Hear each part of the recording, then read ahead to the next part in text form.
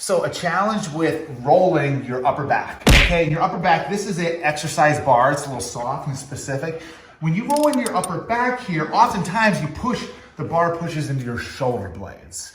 And so it's not touching your spine. So you need to get your shoulder blades out of the way. Captain, get out of here. What you're gonna do is this, put your hands behind your head when you get your upper back. Now what you can do is pull your elbows forward together. Now press your elbow tips up towards me.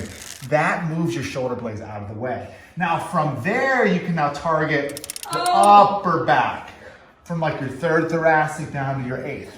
So you're getting your shoulder blades and you're scooping them out of the way so the roller can push into your spine to give you the most extension to help you with your posture to fix anything rounded. There you go. How you like my Crocs? These are called husband Crocs. Happy husband Crocs. Aww. You like that? I like it. You're so cute. I want to throw up and kill myself.